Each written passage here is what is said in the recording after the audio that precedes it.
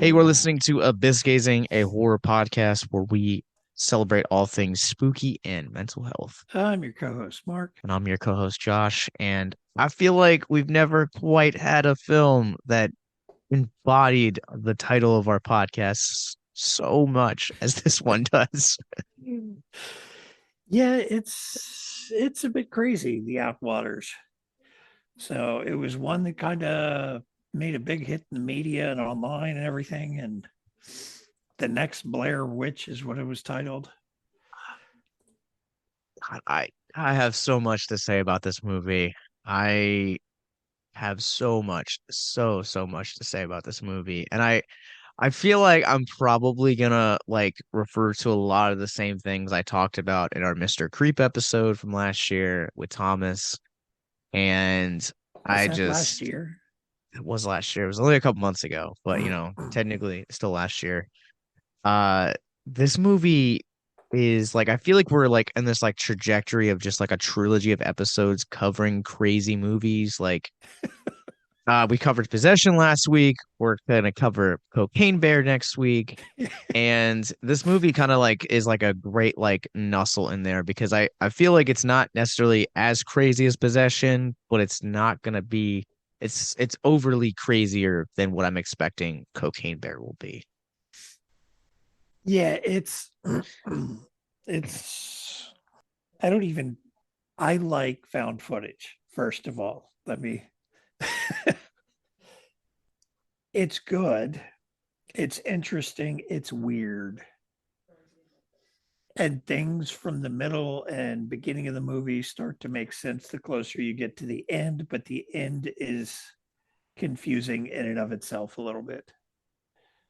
I don't necessarily say that I walked away from this movie confused. But I'm on the different end of that spectrum to where found footage is a genre that I'm not typically walking into. I think I established this last year on the Mr. Creep episode where like found footage is a genre that like I will come to if there is buzz around a movie or if I'm curious. My favorite found footage movie is the Poughkeepsie tapes, and I would probably say that this is like the best found footage film that I have seen since Paranormal Activity. Um, but again, it's like I don't come to the genre very often, but I also have been burnt by this subgenre very frequently to where like I'll come into a found footage film and it's good for like the first like 15-20 minutes, or there's like a good 15-20 minute chunk in the movie that I'm like, okay, cool. And then I'm just kind of like bored by the end of the film or bored overall by the movie. Yeah, a lot of found footage has a tendency to essentially be the same movie just over and over again, or nothing happens for like Mhm. the first like 60% of the movie.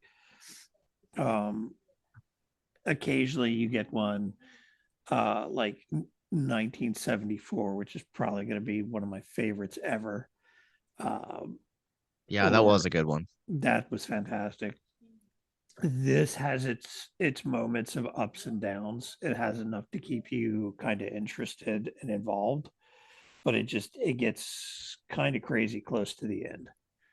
I will say that like I don't get me wrong. Like I definitely had some issues with this movie, and I feel like the majority of the issues that I have definitely come from the first half of this movie, where and I don't know. So this movie is now streaming on Screenbox, and you can get it on VOD. But I looked up this movie before we covered it, before I watched it, and like most places that contain like the run times of films, so IMDb, Letterboxd, and Google all list this movie at a flat 100 minutes, which is an hour and 40 minutes. When you look on the Screenbox service, it is actually listed at an hour and 50 minutes, which it like fulfills to the very last breath.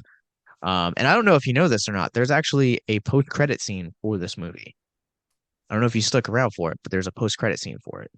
Um, I watched most of the credits wondering, and I saw the stills, but I didn't see an actual scene, so it must have been at the very end of the credits. So the stills are what I'm referring to. Okay. And the stills I feel like give it like a more like authentic feel in terms of it being a found footage genre.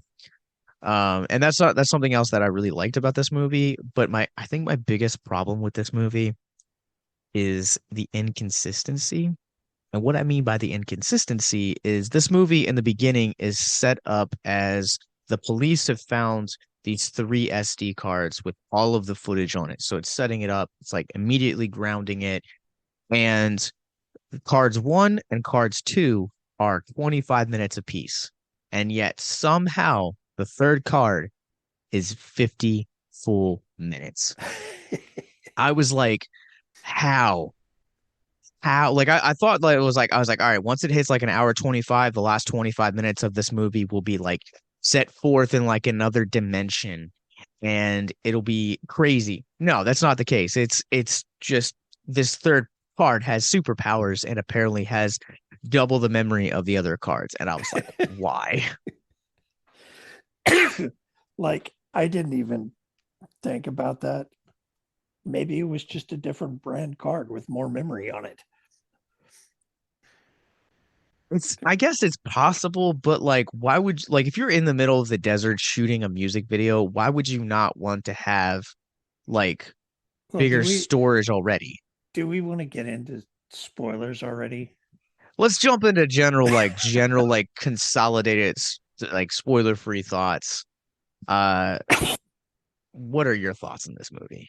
Um, I liked it, but then again, I'm a fan of the genre. It just some of the stuff at the end, with as weird as it got, kind of left a little bit more questions than answers, kind of thing. That's But it's absolutely fair. yeah, it's still good. It's just it gets a little weird to the point that you're like, what? With some of the with the way it ended.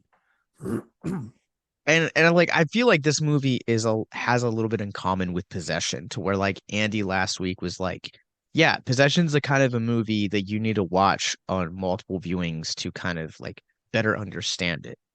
And I have established myself as like kind of like a guy that likes weird cinema. I like the films that you have to go back and like really watch to like decode them and like understand what is going on. And that's the reason I think I loved this movie as much as I did. And I will probably go on and say that this movie could be one of my favorite films of the year. I know I feel like it's a little too early to say that like now, but I really, really enjoyed this film. I enjoyed like just the sudden like jolts that it like has when it hits like this like minute mark. So it's like the first like half of this film is like pretty traditional, and then you get into like the last half of this movie, and it's just like is like an immediate shift. And I really enjoyed that. Like it kind of like kept me guessing constantly. Yeah, it's got, I mean, it's your typical found footage. It's introducing them into an environment that things are going to go horribly wrong on. Like paranormal activity, you get, um, in this case, in that case, you were introducing the characters, one of which had a backstory involved in the final events. In this case, Blair Witch, they introduced him into the woods to get Mhm. lost and kind of go nuts. And it's the same style movie where you've got this group going out into the middle of the desert to tape a music video, and the shitteth hitteth the fanneth. So You mean you're not wrong. yeah, it's that same if you and it's an unfortunate thing about most found footage. If you've seen one, you've pretty much seen them all, kind of thing, for the most part, with a few exceptions here and there. And I feel It like maybe that's where I benefit from this viewing and have like a different experience than you do is because like found footage is not necessarily something that I necessarily dip my toes into all that often. Like I can probably count on one hand how many found footage films I've seen in the last 5 years. It doesn't happen very often. So I feel like for me, I was able to benefit in having a different experience from not having like an overexposure to the genre. Yeah, and I can probably run out of digits counting how many I've watched in the last year. So it's I guess difference in taste of movies in general. Maybe that's like a sign that we need to cover more found footage on this show because we're gearing up to almost 50 episodes and we've done like what one or two like truly found footage films in the last 2 or 3 years. We did Mr. Creep. Yeah, We're we've doing done this this one movie. now. So maybe this is the I don't know. Maybe we need to like reevaluate some of the choices we made. Yeah. Which is fine. And before we jump into spoilers, I think this movie, like the end of this, like the last, like probably like act of this movie, definitely like I walked away with like some like conspiracy theories and like questions. I think you're right. Like there are definite parts of like the last like half hour of this movie that like just don't make sense if you're just watching it like from a casual. It's one of those movies that like makes you think, and that's part of the reason that I think I really liked it. But this movie to me, and I want to, I'm curious if you feel the same way. This movie to me feels like the Blair Witch Project and The Descent had an offspring, and that's what you get. Like it's just a little bit crazier than The Descent, though. It's been a really long time since I've seen The Descent. Um, it kind of reminded me of the Blair Witch meets aspects of the Hellier documentary,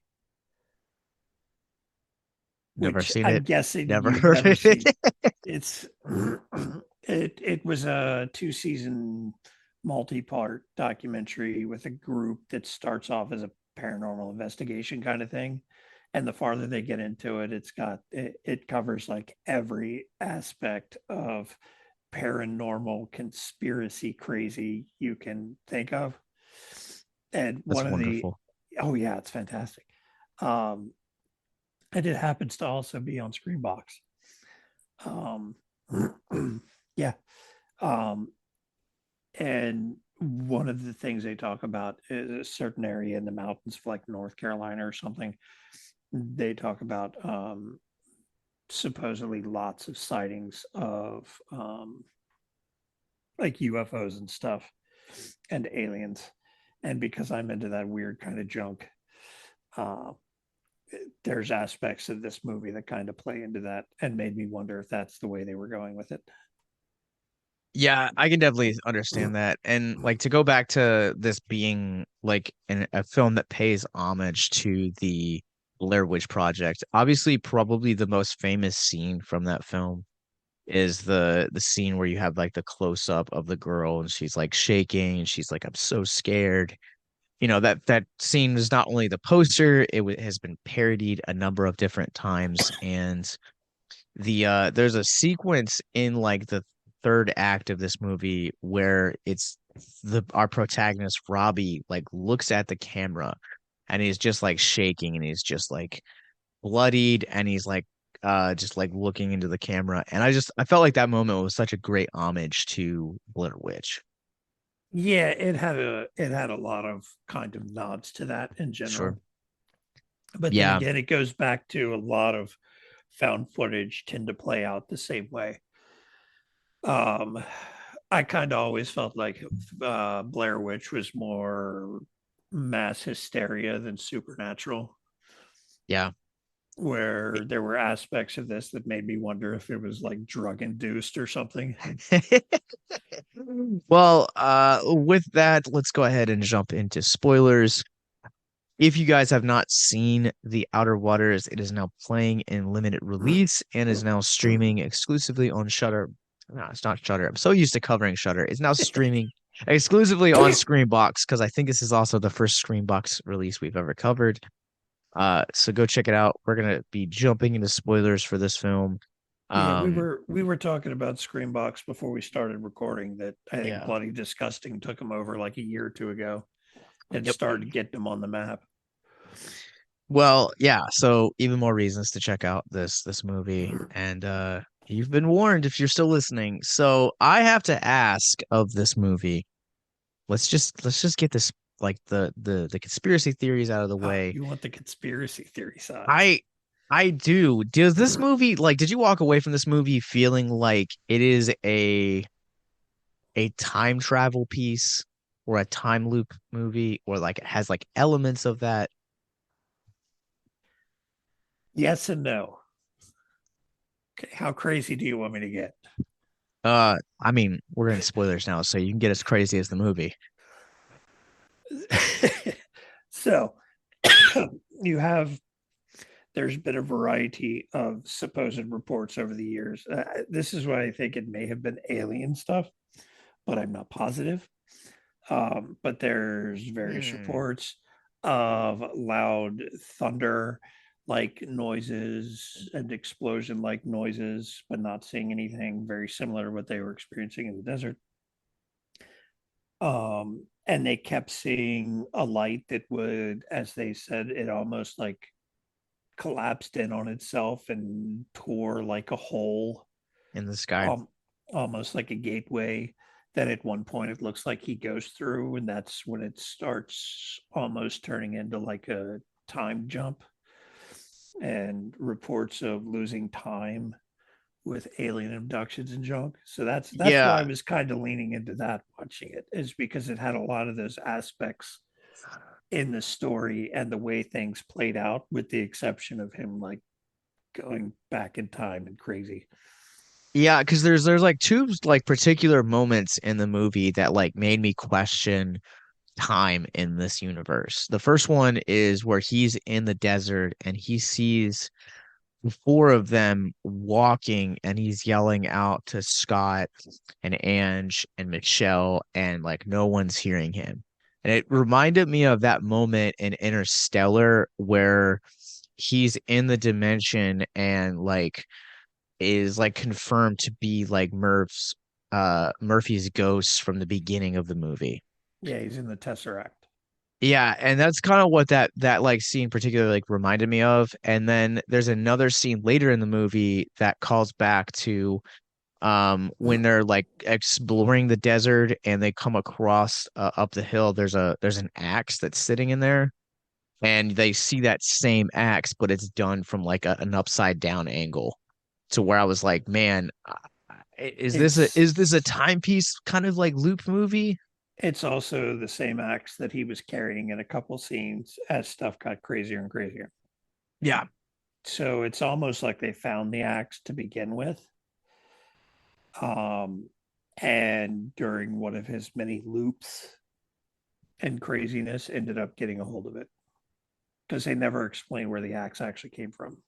So my thought is that the axe comes from someone that like had previously encountered the Whatever. interdimensional monster. Yeah, because it's never like clearly stated what it is, and I like that ambiguity, but like as I'm watching it, I was really frustrated with the fact that like you have this like 97% black screen and you're just following around this little white light that's exploring. And I was like, man, I was like, this makes me feel like I'm in like a video game and I'm just like exploring like the remains of like a civilization. Well, during the scene you're talking about, you can hear the donkeys that they came upon earlier in the movie.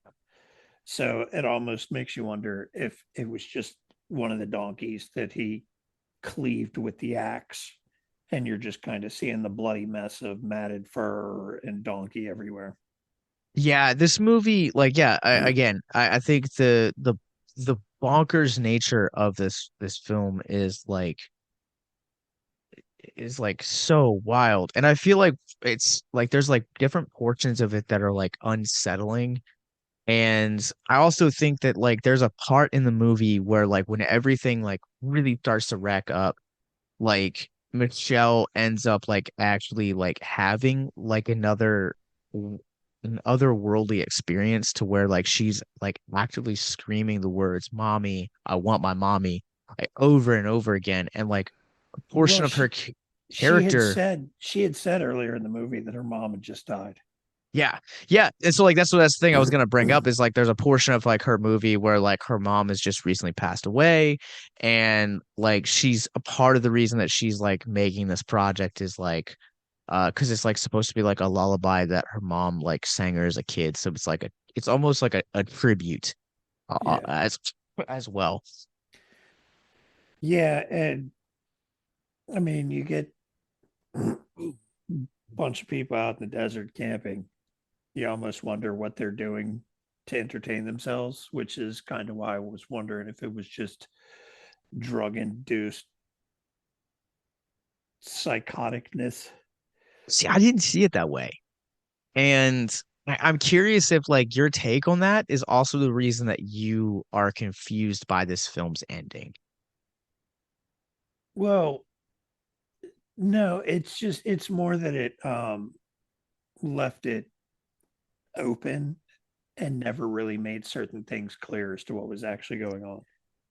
All right. So I have a take and I'm gonna probably my take on this is actually it's actually biblical. So um there is a point in the Old Testament in Exodus 33 where God turns to Moses, I believe, and he says, "You cannot see my face, for no one can see me and live."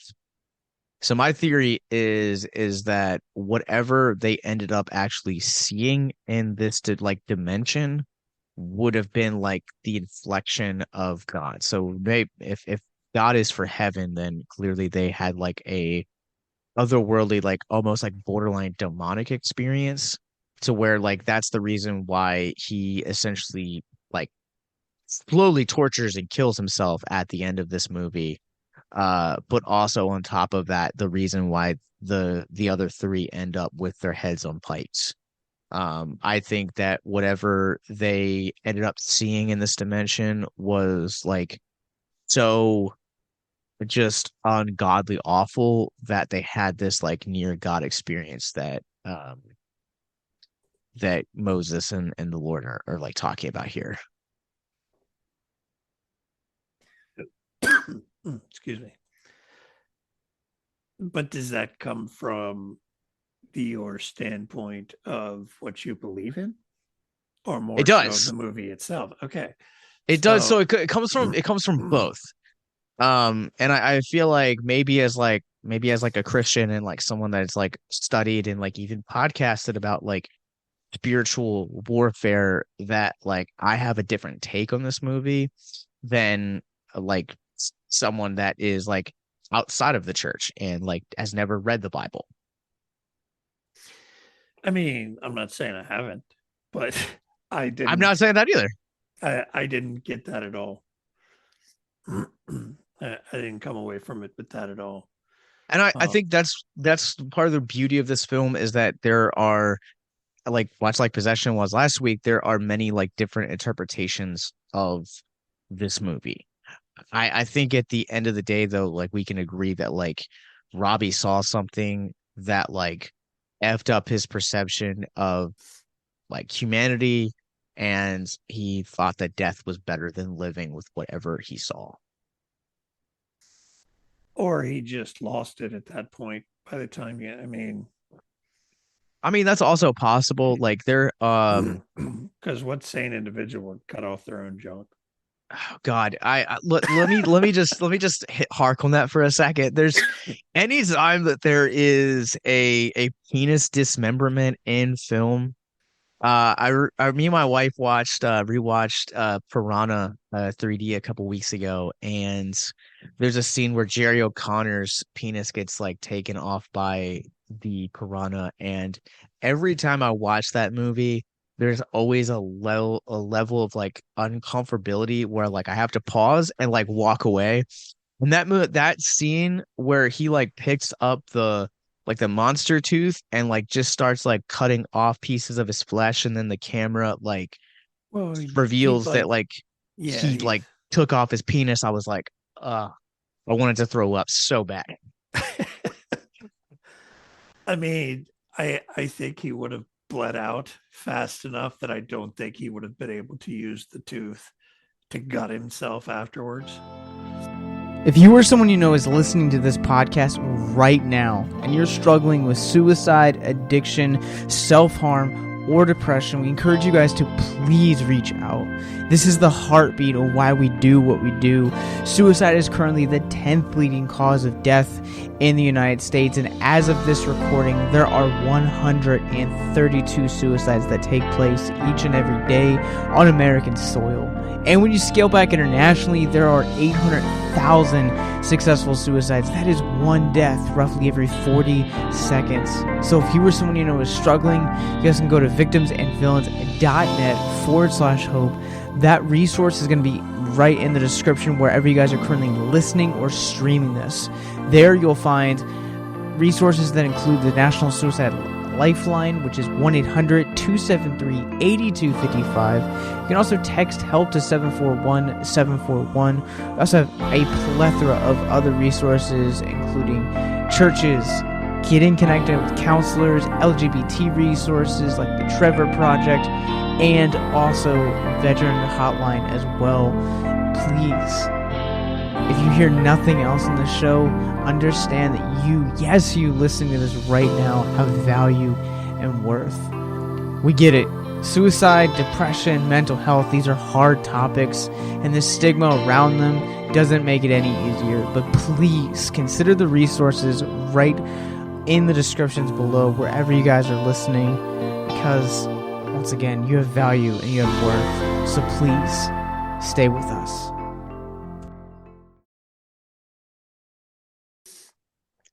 Uh, I don't know, man, because what if like that supernatural experience like actually like drained all of the blood from him? I mean, there was a lot of blood in the movie. There is a lot of blood in this movie, but by the time that like the camera is like actually like focusing on like him like holding the camera and like him like dismembering his member, like there's no blood that actually like comes out. And so like then he goes to like cut out like his like intestines. And I love the practical effects in this movie because you get to like actually like see his like he's cut himself to the point where like you can visibly see bone in the last few shots of this movie. Yeah, it was definitely up there on the practical effects scale. I mean, we both talk about that constantly, that too much CGI ruins a lot of horror movies, and they didn't really use very much in this. They used No, very little in this. and I think that's really what makes this film like flow as well as it does is that it just has an ambiguous nature about it. And a lot of it is probably because the majority of this second half of this movie takes place at night and it takes place in like really dark caves. Yeah, and even I went back and read a couple descriptions in the movie after watching it, and even the descriptions are somewhat vague of what's going on. Like, please, if you're like still somehow like watching, like still listening to this and you haven't watched it, like implore you to go in as blind as possible. And I feel like this movie is like up there with like Skinamarink and like Megan from earlier this year, where it's got a lot of buzz, and this one is actually worthy of all the praise and the buzz that it's getting it. Um, Yeah, I think it's it's I might go back and rewatch it sometime I simply to see if I pick up on anything I missed. I was so bummed that it's like I watched this literally right before we started recording. I was so bummed that we had to like record this morning after the last like shot of this ended. I was like, I want to watch it again. I was so much want to watch it again. And I like again the only other found footage film that I ever have said that about was the Poughkeepsie tapes. Like I absolutely adore that movie, and this movie is just like I think because like you were excited about this movie, and I was like I was curious about this movie, and I really had like no expectations for this movie. I didn't know what this movie was about. I came in blind. I just heard people saying it was weird. And like the first like the literally the first full half of this movie is nothing but like setup. Like it Yeah. is, It's character building, environment building. yeah. And I, let's jump into, because obviously like there's so much to talk about in the last half of this movie. What were your thoughts on like the front half of this movie? Because this movie is definitely backloaded, but like building the characters up, how do you think this movie like actually functions in terms of like narrative? I mean, it does what it's supposed to do. You get your introduction to the characters, you get the story. They're going out to the desert to make a music video and do photography to promote the singer girl, which I can't remember her name. Michelle. Uh, I don't This know is how why I you. take notes, Mark. I can take notes, still mess it up. Don't judge me. There's four characters in this movie. Yeah, it has been very well established by now in the almost 50 episodes that I'm horrible with names. This That is true. person. uh, so I mean, it does what it's meant to do, and most found footage starts off very similar.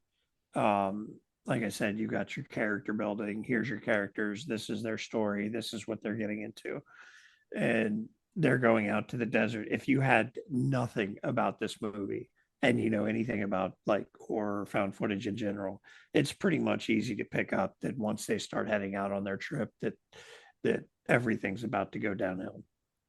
It's just the Yeah, pace at which they do it at.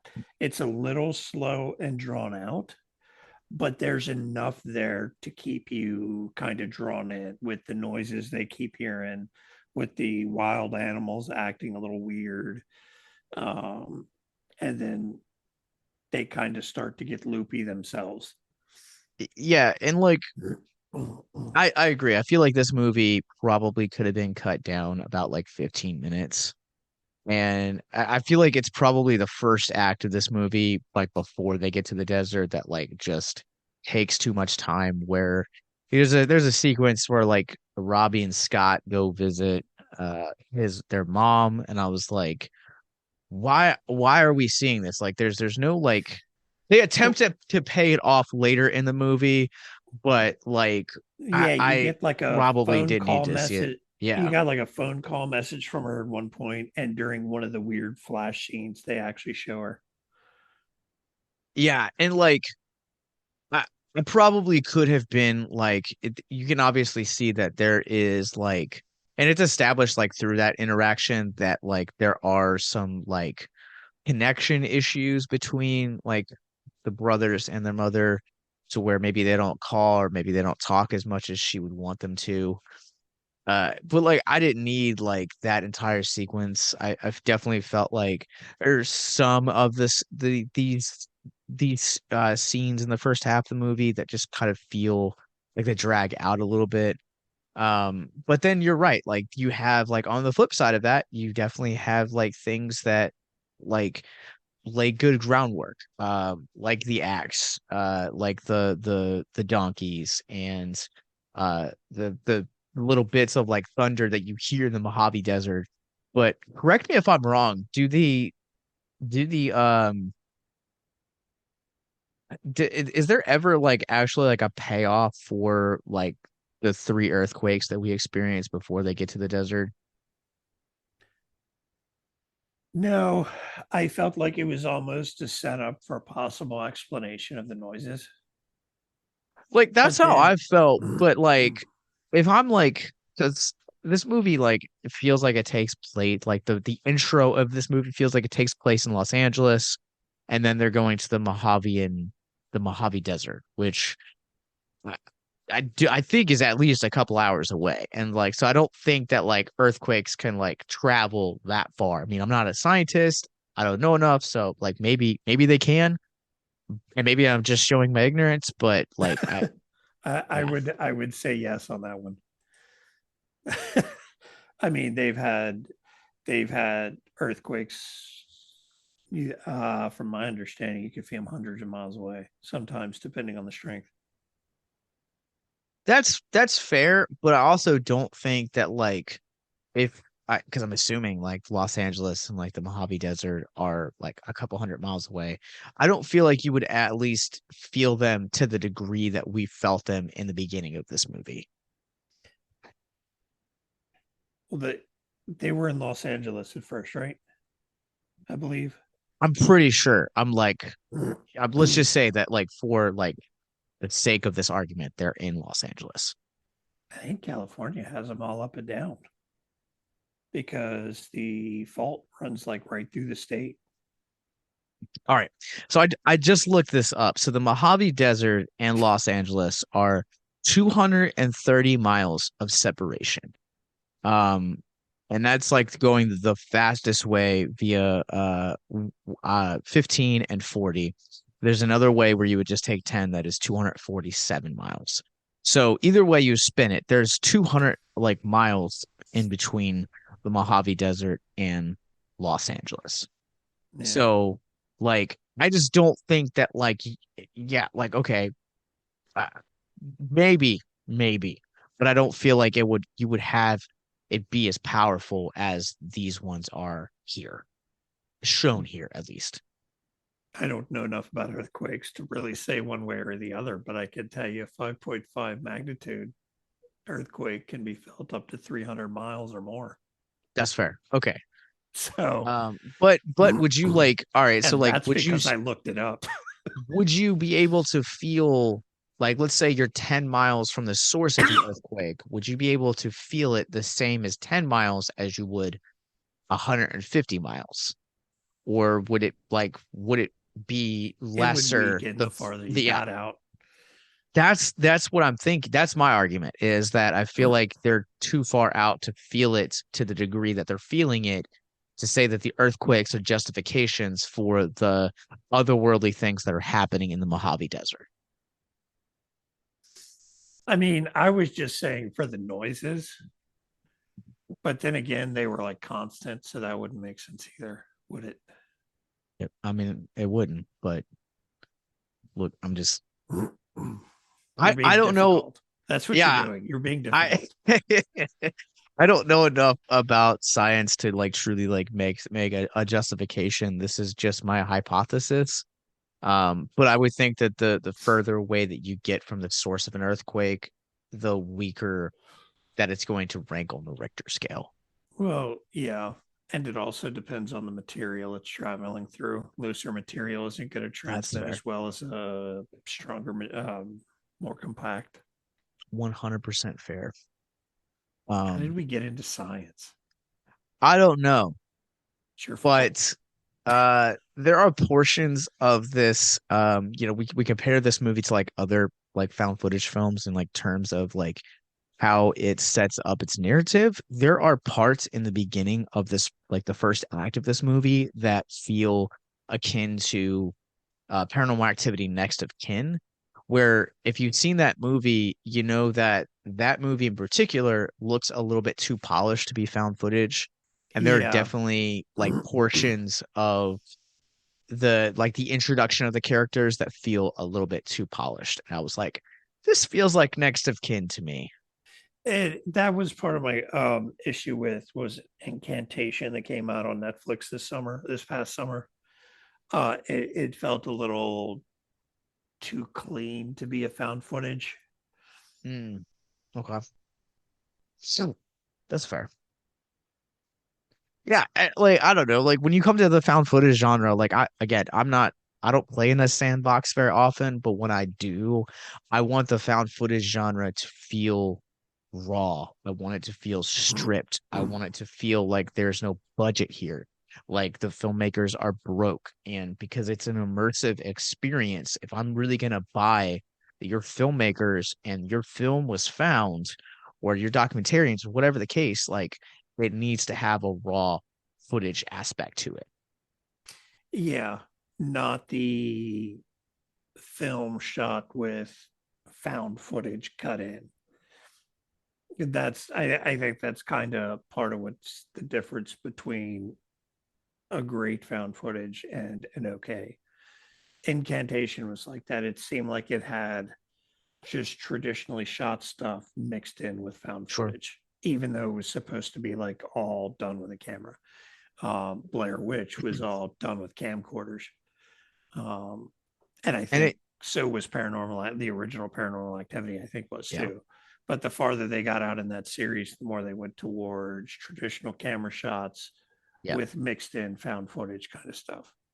And that's really what, like, I think, like you say, like you were saying, like really makes or breaks a great found footage film. And I feel like the further you get into this movie, that's what makes it that much more impactful for like as frustrating as some of these angles like are gonna be because like you want to see what the characters are looking at, and you're kind of looking at it through this like microscopic little light that's like just shining a little bit. It really does make this a much more impactful found footage film because of that. Yeah, I mean, to me, it felt like it was supposed to. It didn't feel Mhm. like it was one of those other movies. I know you said it kind of did a little, like it was like that one Paranormal Activity that Yeah. seemed a little too polished. I don't think so. It did feel like it was done with his camera for the most part the whole time. For the most part, I really say like there's only a handful of scenes that do feel like too polished. And I think it's the majority of it. It's like when you're like introducing like some of the other characters, like the introduction of Michelle feels a little bit too polished to me. Um, and that's the reason why I bring that up. But like once you get out into the desert, this 100% just thrives on that found footage aspect. Yeah. I didn't Um, really get that. I just felt it just felt like story building. It didn't really feel like what you're talking about to me. well, like I think by now, like in almost 50 episodes, we've definitely established the two types of like viewers we are to where like I'm really analytical. Like even if I'm not podcasting, like I'm super analytical and I just podcasting has completely changed the way that I like look at movies now to where like I am like 100% analytical. Like I could be going to like just see a regular like comedy and I'm like when the characters said this, did you feel like they were talking about this and like try to get like really deep on it? Like I could probably write a video essay about Step Brothers, you know. I mean, I don't want to end up getting that way with movies because to me it would take some of the fun out of a lot of them. I mean, like, don't get me wrong. Like, I don't look at like 100% movies. I'm just like and like do that. Like, I'm probably over exaggerating, but for the sake of like podcasting, like I am 100% like there with like the analytical stuff. Yeah. And I do enough analytical stuff for work that when I watch a Sure. movie, I don't want to. There's uh, yeah, so there's actually like it's like on the subject of like the analytical side of this. There are two sequences in particular that I feel like are great metaphors in this movie for mental health. Um, because I was like coming into this found footage movie and I was like, great, how are we ever gonna like touch on mental health talking about found footage? And there's a sequence early on where it's probably like right at the tail beginning of when all the weird stuff starts happening and there is like they're starting to see the thunder for the first time and everyone's kind of like freaking out but they can't like discern the actual like source of it. And to me I felt like what a great metaphor for like mental health because like mental health a lot of the times is not going to be seen. Like you're going to see the signs and you're going to see like the after effects of mental health, but you're not going to be outward to like actually see like the Yeah, actual like source of it. you may not even see the signs. You may Well, not notice it because like we've probably all met somebody who's sure. got issues, but you talk to them and they no, I don't. We Well, all know somebody like that. so I think to your point, like I think that like some of it is ignorance on our part, and some of it is ignorance on like the other people's parts, Or and denial. or denial. And I think there's like before I got into like mental health advocacy, like I couldn't tell you the signs of like depression or like self-harm or anything else like that. And like that's even as like someone that like struggled with like depression and like self-mutilation, to where like I knew how to like say the correct things, uh wear the right attitudes and stuff like that, and like truly hide who I was, like really how I was really feeling on the inside. And that is like, I look back now and I'm like, man, like I don't know if like my the friends and like family members could like actually see the fact, because like I've opened up to my parents about like that time, and like they literally had like no idea. And I think some of that comes from the fact that like depression is a really good mask that like we can learn to wear. And on the opposite side is like I think we're also really ignorant of the signs. How would you guys like to help us get mental health resources into schools, conventions, and other events? Well, now you can. Simply go to patreon.com/victims and villains for as little as $1 a month. You guys can help us get mental health resources into current and upcoming generations, educate and break down stigma surrounding mental health, suicide, and depression. And you get exclusive content that you can't get anywhere else. And you guys can tell us which Nicolas Cage movie you want us to cover, and we'll do it. All it takes to get started is to go to patreon.com/victims and villains, or simply click the link in the episode description wherever you guys are currently listening or streaming this episode. Pick your tier and get started today. Yes, it's that simple. So quickly select the tier that you want and help us get hope into the hands of the depressed and the suicidal today.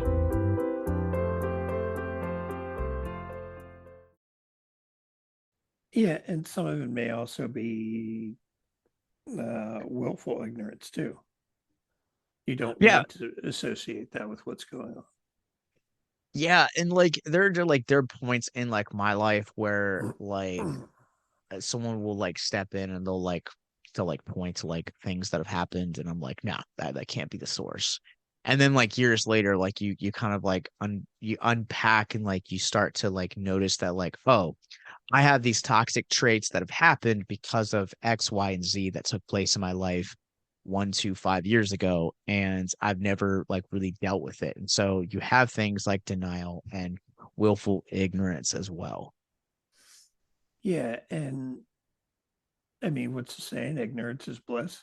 How many Mm, times have we seen uh, people that are charged with like heinous crimes, like mm. serial killers, that people around them were like, we never knew. He was just the nicest person.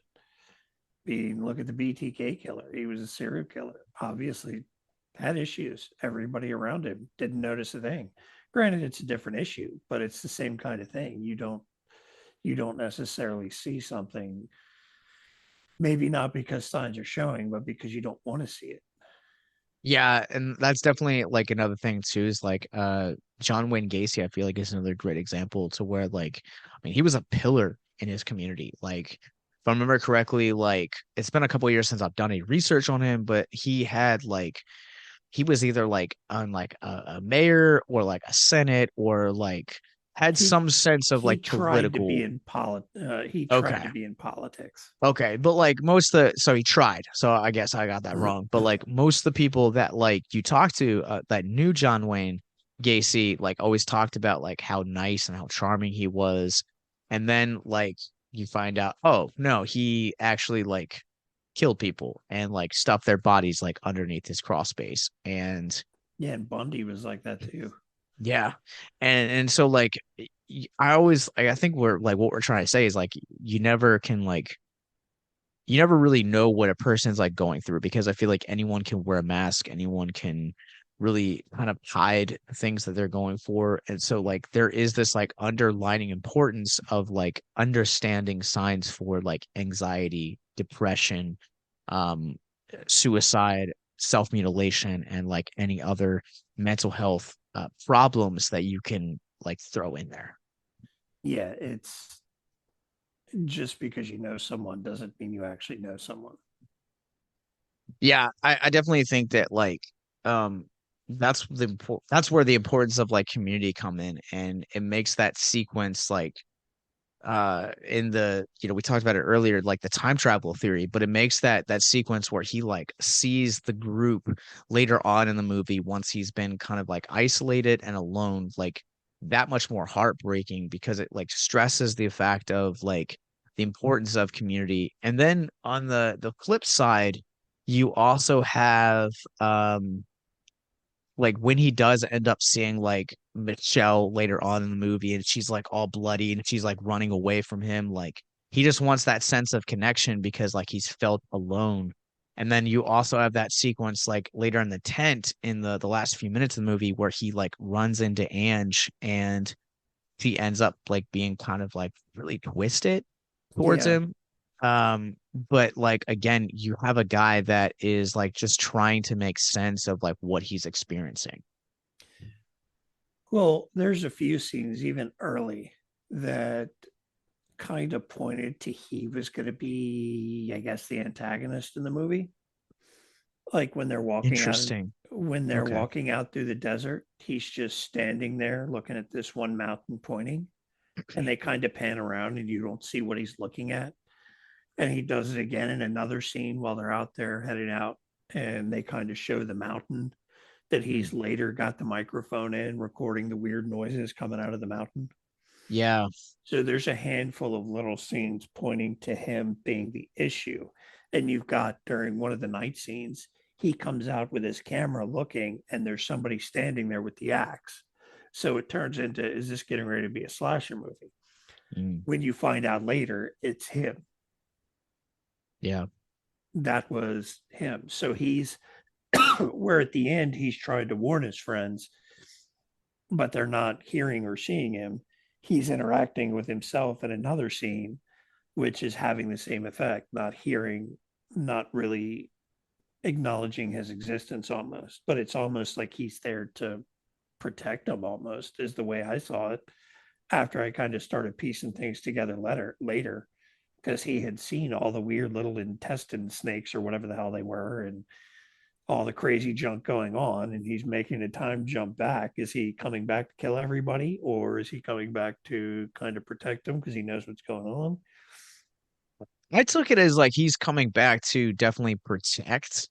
And I mean, again, like I think that that speaks to like just the weird nature of this movie, but like also the underlining like just absolutely like insane like undertones of this movie and just like how multifaceted it is to where like I think again, like Possession, you're not gonna walk away from this movie thinking like I got everything 100%. Like no, you're gonna be left like a little bit confused or like left with like these like theories and like the little like intestine snakes that like run away. Like to me, I didn't think that they were intestines. I actually thought that they were like parts of like the tentacle monster. It's revealed later in the movie that can like either like detach itself or that it's like Well, a baby version of it.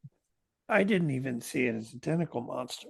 They showed a little bit of teeth here and there, but I almost wondered at one point is has he lost it that much in the desert that he's hallucinating and he's seeing snakes?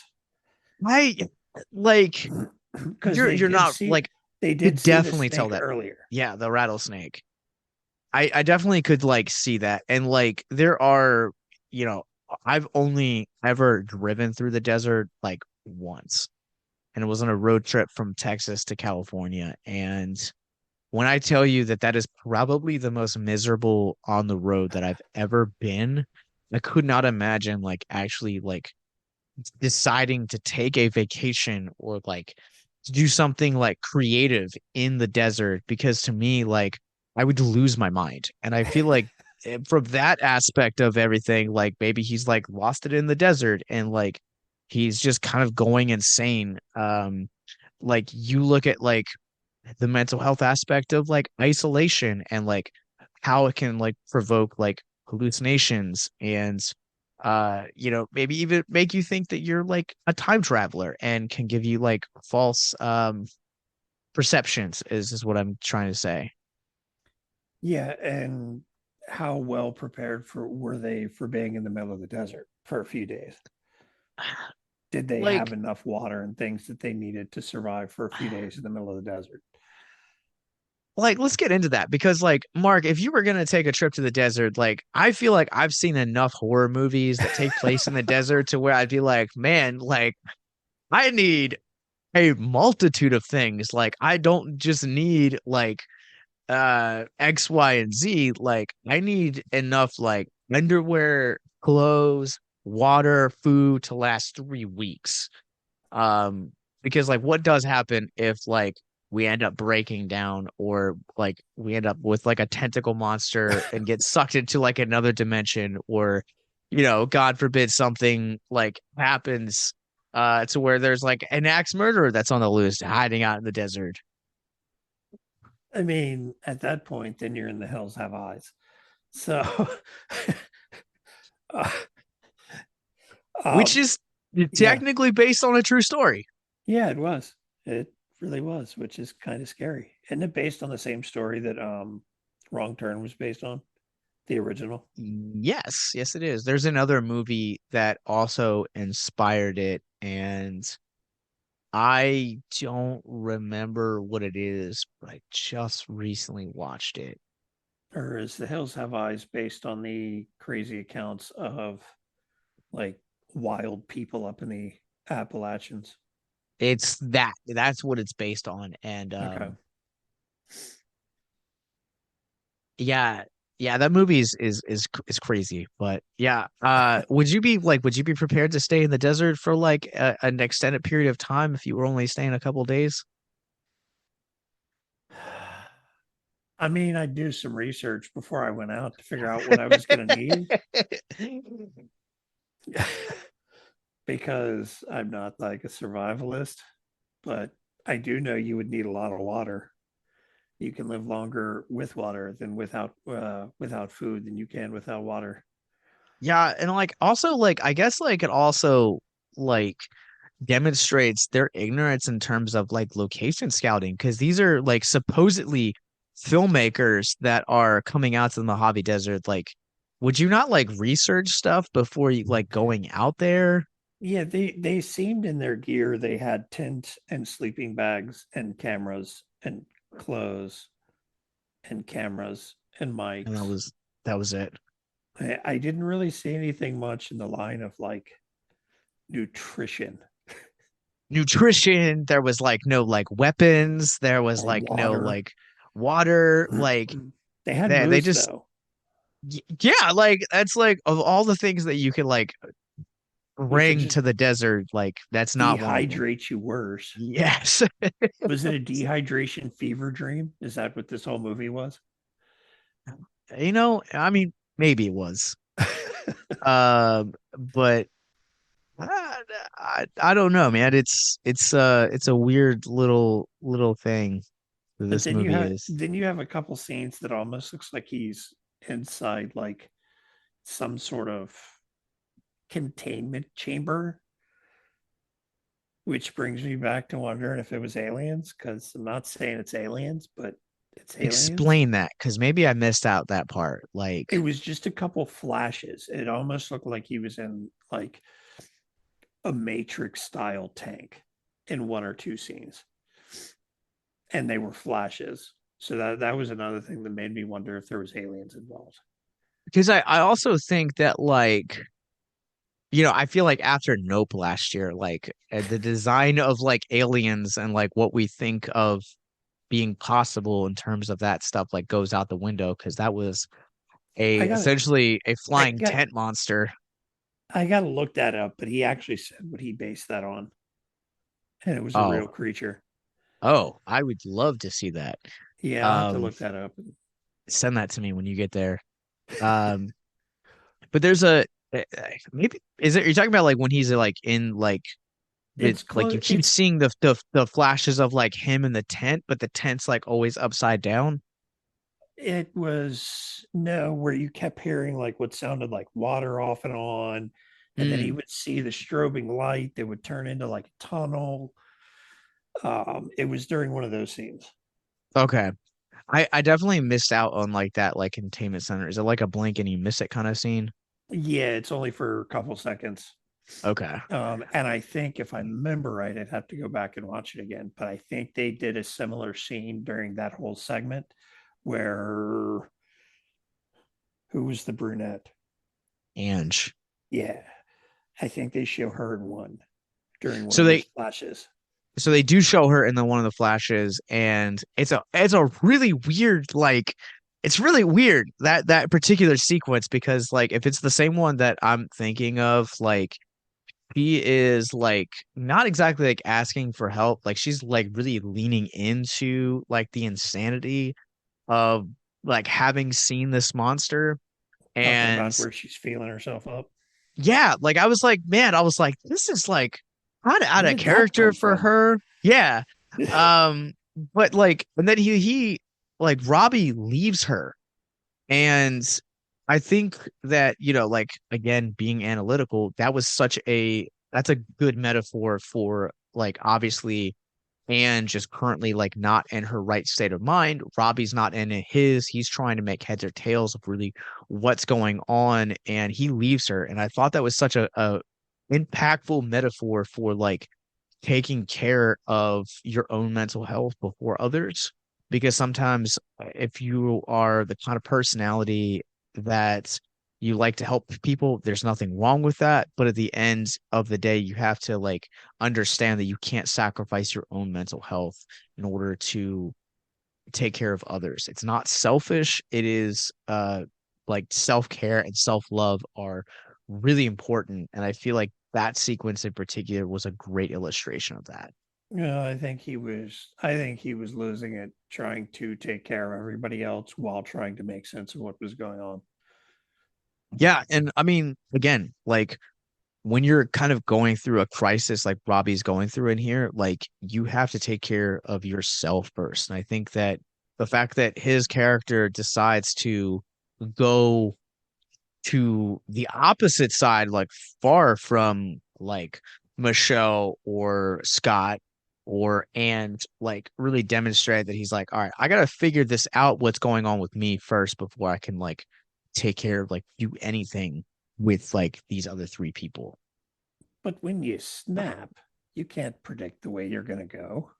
You can't. And it's better to be alone when you're going through that kind of stuff than with other people because like what happens if you have a mental health breakdown and that causes violence. I mean, for all we know, he is the reason that the three of them end up dead at the end of the movie. Wouldn't it before? Technically, yes, because he does like do self-mutilation to himself. Um, but the three it before he starts that, you kind of see the three of them have their heads on pikes. Yeah. Yeah.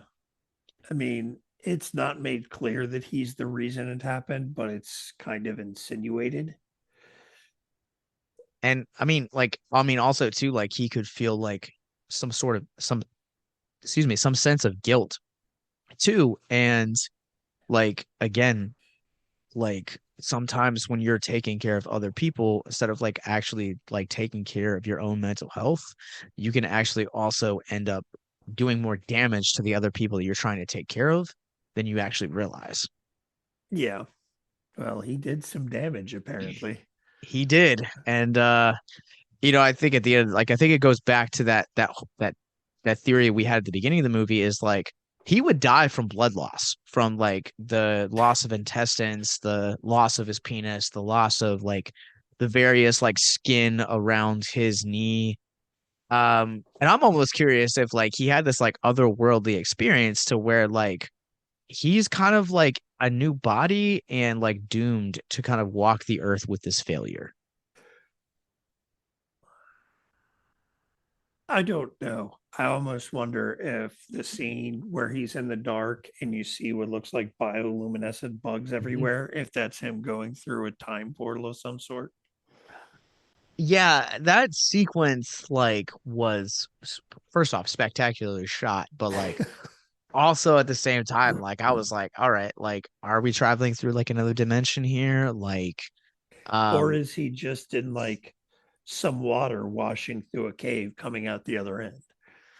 oh, that would be cool too. Okay, But where did fair the enough. water go? Yeah.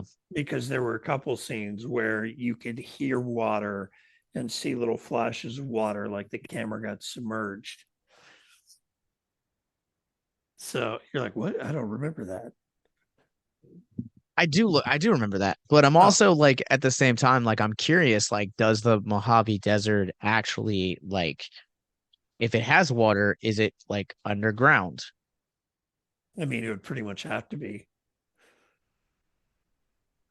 So yeah, so beneath the, according to Google, and NPS.gov, there is water that is located underneath. It has a vast system of underground water stored in aquifers, underground layers of unconsolidated porous, sorry, or fractured rock capsules containing a usable amount of water. The depth at which the aquifer becomes saturated is called the water table. So yes, There is water. I think this is the first time in like the 6 or 7 years of podcasting that I've ever looked up this much science for a particular episode. Well, I And mean, I think it's a, it's it was, it was kind of a nuts movie. So I'll probably end up going back and rewatching it ultimately. same. I really hope this gets a physical media release because I really want to put this in my collection. Um, I really enjoyed this movie. So They are good starting to cut down on physical media, aren't they? good Of a call. lot of Yeah, stuff. on at least the streaming. Like if it gets enough attention, they'll put it on there. Shudder pretty much will bring out all of their original content to physical. Um, like Skinamarink, I know is going to get one because it's also like an IFC produced one. But for like a smaller budget one like this, I don't know if we're going to see one. I really hope so because I would love like directors' commentaries for something like this. I would love to like look at like behind the scenes making or I like to mean, you have kind of saw the scenes. It was the middle of a desert with a camcorder.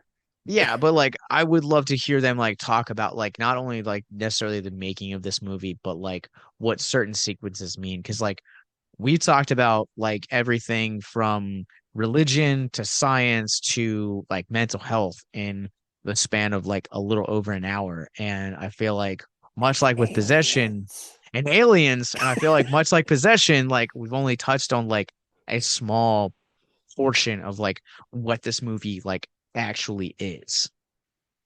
Yeah, it's one of those that 10 different people can watch it and come back with 10 different assumptions of what they just saw. And that's why I love this movie.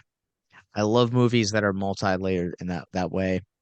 Um, but yeah, so the Outwaters is now streaming exclusively on Screenbox. You guys have seen it. But Mark, where can people find you online?